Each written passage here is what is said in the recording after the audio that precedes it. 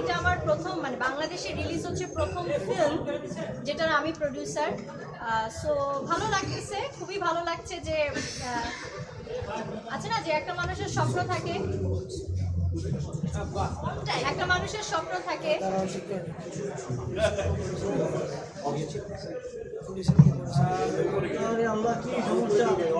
আমি কি আবার শুরু করবো? সো বিষয়টা হচ্ছে যে দিস দ্য ফার্স্ট টাইম আমার কোনো ফিল্ম আমার প্রোডাকশন মানে নুসরাত ইমরোজ তিশা প্রযোজিত এবং আমাদের সাথে কো প্রডিউসার ইমপ্রেস টেলিফিল্ম আছে, আমার রিলিজ পাচ্ছে। আমার খুবই ভালো লাগছে। সিরিজ এসেছে, ওয়েব সিরিজ এসেছে আমার প্রোডাকশনের, কিন্তু সিনেমা এই ফার্স্ট।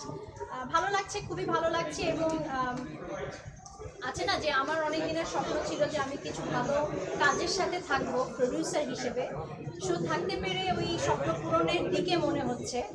ফিউচারে যদি এটা খুব ভালো যায়, ফিউচারে আমি আরও সিনেমা বানাতে চাই, সিনেমা উপহার দিতে চাই আপনাদের উদ্দেশ্যে। সো আপনাদের দোয়ায় করছি অ্যান্ড সাপোর্ট অবশ্যই। আমি অবশ্য মুস্তফা সরোয়ার ফারুকীর মতো সুন্দর বিষয়ে কথা বলতে পারি না। আমি কেন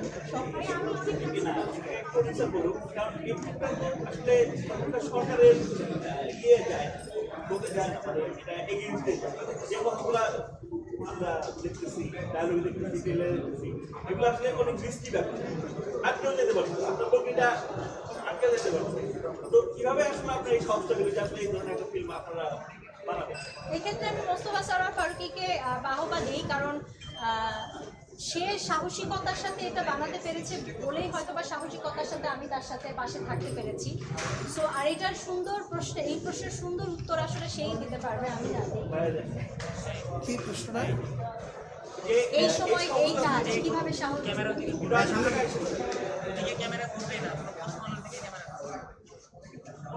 ফিল্ম মেকারের তো আসলে সাহস ছাড়া কীভাবে ফিল্ম বানাবে? হ্যাঁ, পরিস্থিতি যখন খারাপ হয় আমরা তো আর ঠিক ওই রকম রাজপথের বিপ্লবী না যে সরাসরি ক্ষমতাকে চ্যালেঞ্জ করতে পারি। তবে ফিল্ম মেকাররা ক্ষমতাকে চ্যালেঞ্জ করতে পারে তার কাজের মধ্য দিয়ে। এবং এই কাজটা যেটা ডেমোক্রেসি প্রাইভেট লিমিটেড ওরফে 840, এখানে আমরা ক্ষমতাকে চ্যালেঞ্জ করেছি স্যাটার দিয়ে, বিদ্রুপ দিয়ে। আর বিদ্রুপ তো আপনারা জানেন যে অসীম ক্ষমতাবান যখন স্বৈর শাসক থাকে তাকে টেক ডাউন করার সবচেয়ে বড় অস্ত্র হচ্ছে বিদ্রুপ। সেটা আমরা ব্যবহার করেছি।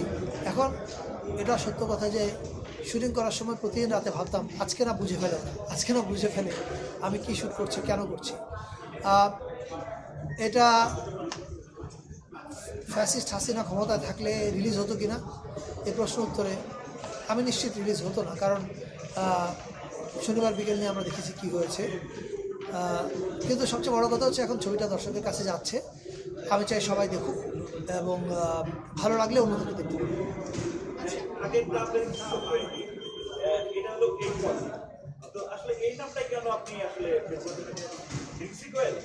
না, ইমেল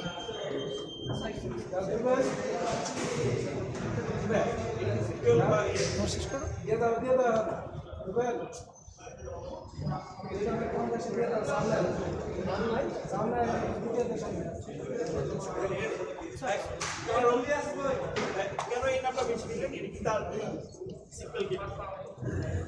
না, ট্রেলার দেখে বোঝা যাচ্ছে এটা তো 420 সিকুয়েল না। তবে এটাকে আমরা বলছি 420 ডাবল আপ এই কারণে যে আপনারা সবাই জানেন গত 15 বছর বাংলাদেশে দেশ পরিচালনার নামে, গণতন্ত্রের নামে কি তামাশারা হয়েছে। তামাশার মাত্রাটা এত তীব্র ছিল যে মানে আরেকটা 420 এটা হবে না, এটা ডাবল আপ লাগতো, এটা ডাবল ডোজের ওষুধ লাগবে। সো 840 হচ্ছে যেহেতু তামাশার মাত্রা ছিল আমাদের সমাজে এবং রাষ্ট্রে অনেক উঁচুতে, ফলে আমাদেরকে বিদ্রুপের মাত্রাটাও উঁচুতে উঠাতে হয়েছে। এই শেষ প্রশ্ন আরো করবো নাকি?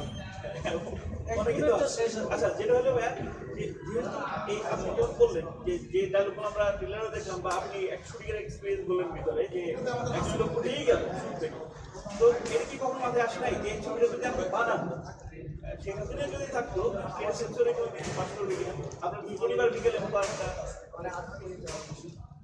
এইটা তো সবসময় ভয় পেতাম, কিন্তু ফিল্ম মেকারের মানে পাখির পায়ে শিকল আছে, এই ভয়ে পাখি গান না গিয়ে কতদিন থাকবে, তাকে তো গাইতে হবে।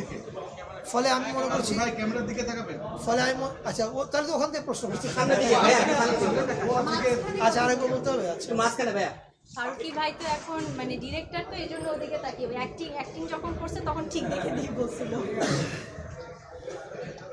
না, সেন্সর বোর্ডে আটকে যাওয়ার ভয় তো ছিলই, কিন্তু পাখির পায়ে শিকল থাকলে পাখি শিকলের ভয়ে কতদিন গান না গেয়ে একসময় তাকে গান গাইতে হবে। ফলে আমিও ভেবেছি যে লেট মি ট্রাই, আমি যেটা বলতে চাই সেটা বলার চেষ্টা করি। তারপরে কি হবে, একটা ছবি আটকে আছে, আরেকটা আটকাবে, না হয় একসময় ছবি ফিল্ম বানানোই ছেড়ে দিতে হবে। কিন্তু যতক্ষণ ফিল্ম বানানো ছেড়ে দিতে হচ্ছে না, ততক্ষণ আমি যেটা বানাতে চাই সেটাই বানানো উচিত। ভাইয়া, এই প্রশ্নের সূত্র ধরে আমি একটা প্রশ্ন করতে চাই। আপনি 1 বছর আগে শুটিং করেছেন, গত 5 আগস্ট হাসিনা সরকার নেমে গেছে, তার পতন হয়েছে। যদি পতনটা না হতো, যদি এটা সেন্সরে আটকে যেত, সেক্ষেত্রে এই সিনেমাটা মুক্তি দেওয়ার কোনো বিকল্প চিন্তা কি আপনার মাথায় ছিল? সামনে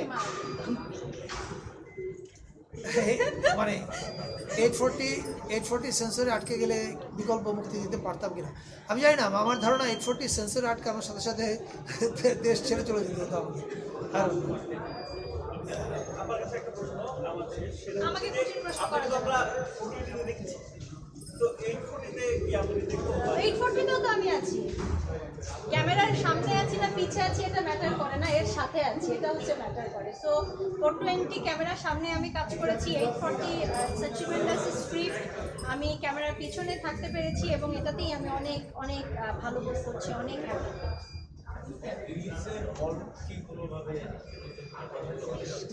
আচ্ছা, রিলিজের এটা আমি বলি, রিলিজের হলটা আমাদের নিশ্চিত হয়েছে, কিন্তু আপনারা জানেন যে লাস্ট মোমেন্ট পর্যন্ত প্লাস মাইনাস হতেই থাকে। কিছুক্ষণের মধ্যে কোন কোন হলে যাবে এটা আমরা আপনাদের সাথে শেয়ার করব। সামনে হ্যাঁ, অনেকদিন অ্যাক্টিং করি না তো এর জন্য ভাগ ঘুরে যাচ্ছে। ভালো ভালো।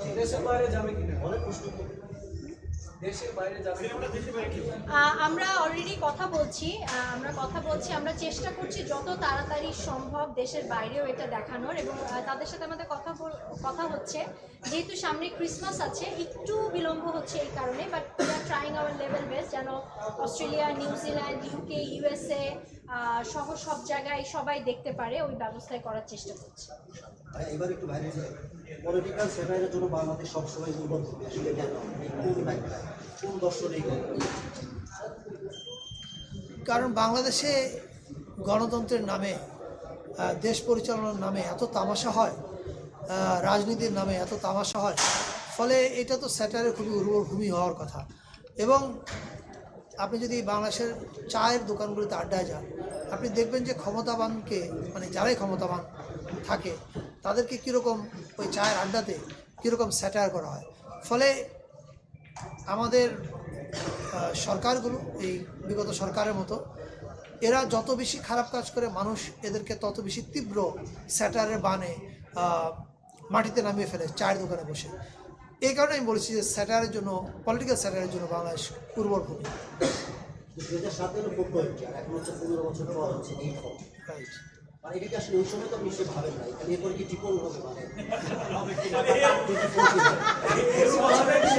রাষ্ট্রযন্ত্র কি এরকম কোনো জায়গায় যাবে কিনা যে টিপলেও আমাদের যেতে হবে স্বৈরাচারের বিরুদ্ধে? You never know. আমার বিশ্বাস হচ্ছে 36 জুলাইয়ের পরে বাংলাদেশ আর আগের জায়গায় ফিরে যাবে না, ইনশাআল্লাহ। এবং আমার বিশ্বাস 840 পরে আমাকে 1680 বানাতে হবে না, এটা আমি বিশ্বাস করি। নতুন বাংলাদেশকে আসলে আমরা পাচ্ছি কি? এখন যদি বাংলাদেশ এখন কেমন আছে, এটা কি ডিরেক্টর মোস্তফা সারাফ, ডিরেক্টর একটু মিক্স আপ আছে? আমরা ডিরেক্টরে থাকতে চাই। না, না না, দুই নৌকায় পা দেওয়া যায়। চলচ্চিত্র নির্মাতার চোখে কেমন আছে বাংলাদেশ? বাংলাদেশ ঠিক পথে আছে। আপনি যদি এভাবে ভাবেন, 15 বছরে দেশটাকে ফোকলা বানিয়ে ফেলা হয়েছে, $234 বিলিয়ন পাচার হয়েছে, শত শত মানুষ খুন হয়েছে, গুম হয়েছে, 1 জুলাইতে মারা গেছে 1500-এর উপর, পুলিশ বাহিনী শেষ করে দেওয়া হয়েছিল, আমলাতন্ত্র শেষ করা হয়েছিল। এই যে এই ধ্বংসযজ্ঞ থেকে দেশটাকে যে আবার একটা মানে রেল গাড়িটাকে যে আবার রেল লাইনে তুলে সামনে রওনা দেওয়া গেছে মাত্র 3 মাসে, এটা আমি মনে করি একটা অ্যামেজিং সাকসেস।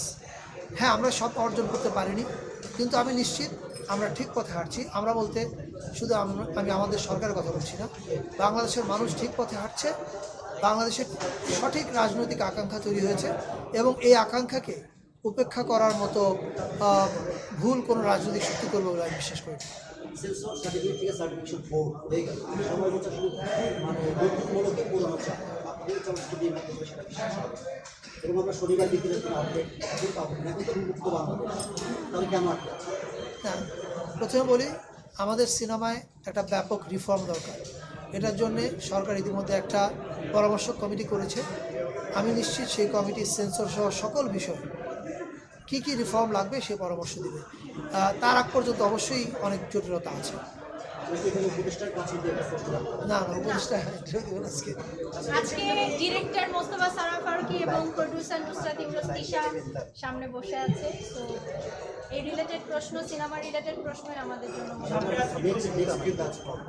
নেক্সট আসলে এক একটা কাজ যখন আমরা ডেলিভারি দিই বা এক একটা কাজ যখন শেষ হয় এবং দর্শকদের কাছে নিয়ে আসতে পারি, এরপরে আসলে দর্শকদের রিয়াকশনের উপর অনেক কিছু ডিপেন্ড করে। সো আশা করছি কিছু প্ল্যান আছে, কিছু ভালো কাজ করার চেষ্টা করছি।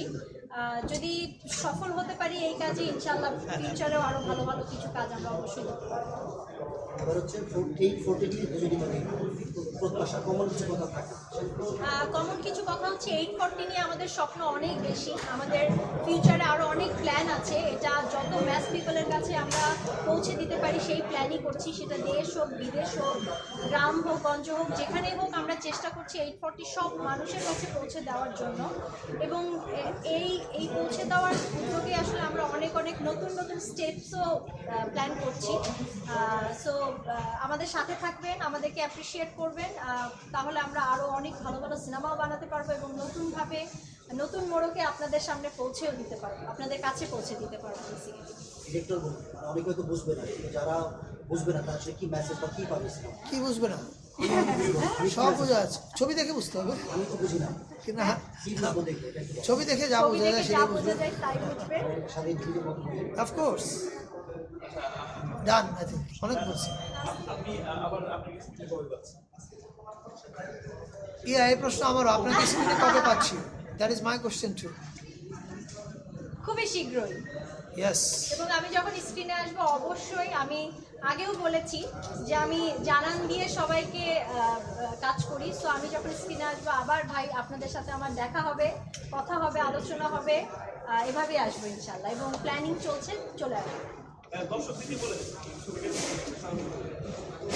আমি সবাইকে বলবো যে আপনারা যারা 420 দেখেছেন, যদি 420 আপনাদের ভালো লেগে থাকে, আমার বিশ্বাস 840 ভালো লাগবে। এটা পলিটিক্যাল স্যাটায়ার। গত 15 বছরে যে তামাশা আমরা দেখেছি, লে তামাশা, সেটার উপর স্যাটায়ার ছবি। I am sure you are going to love it. আমার একটা প্রশ্ন ছিল, একটা দুইটা শেষ করে দিই। সেটা হচ্ছে যে আরজু ভাই, আমরা দেখলাম ট্রেলারে যখন দেখেছি যে এই সময়ের গল্প আপনি বলেছেন যে নির্মাণ আরো অনেক আগে। আপনি এরকম অনুমান কিভাবে করলে ঘটনা ঘটতে পারে, সম্ভাবনা রয়েছে, এত স্বাদ কি হয়? এটা কিভাবে হইলো? এটা একটা প্রশ্ন। জানো আমি জাদু জানি। না, এটা আমি জানি না। এবং না আপনার উপদেষ্টা হয়ে গেছেন, বিষয়টা বিরাজমান কিনা? না, আমার উপদেষ্টা হওয়ার সঙ্গে আমার ফিল্ম মেকিং ক্যারিয়ারের কোনো সম্পর্ক নাই। দুই কাজ। হ্যাঁ, ট্রেলারে আপনারা যা দেখেছেন অনেক কিছু মিলে গেছে। আসলে আমরা কি বলে, আমরা যখন শুটিং করেছিলাম তখন আমরা অনেক কিছু জিনিস বাস্তব দেখে বানাচ্ছিলাম, বাস্তব আমাদেরকে অনুপ্রেরণা যোগাচ্ছিল। আবার আমরাও হয়তো সামনে বাস্তব কি হতে পারে সেটাতে অনুপ্রেরণা যোগানোর চেষ্টা করছিলাম আনমনে। আপনার বাস্তব আলাদা ছিল যখন শুটিং করেন, এই সময় ছিল না। না, না ছিল না, এটা বলছি না। ভাই আরেকটা ছোট প্রশ্ন হচ্ছে, আপনি অভিনয় করেছেন মাঝে, আবার কবে অভিনয় করবেন? আমি একটাই অভিনয় করেছি, সামথিং লাইক অ্যান অটোবায়োগ্রাফি। আমার মনে হয় একটা করাই আমার জন্য যথেষ্ট, আর আর করা ঠিক না। কখনো প্রডিউসার হতে ডিরেক্টর হওয়ার চান্স আছে কিনা সেইখানে আমার? আপনি কখনো ডিরেকশন দিবেন কিনা ওইখানে তখন আপনি তাকে কাজ করবেন না, আমি ডিরেক্টর, প্রথমত হচ্ছে আমি ডিরেকশন দিব না, আর দ্বিতীয়ত হচ্ছে আমি ডিরেক্টর হলেও তাকে নিব না। He is very expensive artist, so আমার পক্ষে সম্ভব না তাকে নিয়ে কাজ করা। আর এই তো না না না, লাস্ট সবাই বলে চেয়ার নাকি সবাইকে বদলে দেয়, এটা আপনি বিশ্বাস করেন? চেয়ার নাকি মানুষকে বদলে দেয়, এটা তো আসলে কি বদলায় বা আপনি বলেছেন কিনা? তবে একটু বদলানো হয়েছে, সেটা আমি বলবো। মোস্তফা সরোয়ার ফারুকী জীবনে অফিস করতো না, এখন তাকে অফিস করতে হয়। একজন শিল্পীর কিভাবে মেনটেন করেন? ভোর থেকে উঠে 9টা 5টা অফিস, আমি হচ্ছে পারতাম না জীবন। না 9টা 5টা না তো, 9টা 5টা মতো। না আমার অফিস তো 9টা 5টা না, আমার অফিস সকাল 7টা থেকে রাত 2টা পর্যন্ত। মানে না, যখন আমি আমি- অফিসে নাই তখনও কাজ চলছে। আমি এইটুকুন বলতে পারি যে সে ফ্রাইডে স্যাটারডেতেও কাজ করে। যখন একটা মানুষ তার জবটাকে পছন্দ করে, ভালোবাসে এবং সে দেশের জন্য কিছু করতে চায়, তখন আসলে 9টা 5টা অফিস নাকি শুক্র শনিবার এটা আসলে মাথায় থাকে না। সো আলহামদুলিল্লাহ, he is enjoying his job and try to do something for people. আর হ্যাঁ, আমি দিয়ে দিই, বাসা থেকে খাবার দিয়ে দিই। চেয়ার আমাকে বদলে দিয়েছে কিনা এটার উত্তর দিতে পারবে আমার মন্ত্রণালয়, আমার কলিগরা বা আমার সঙ্গে যারা দেখা করতে যায় তারা। এটার উত্তর আমি না দিয়ে আমার মনে হয় তারা দিলেই বেস্ট হবে।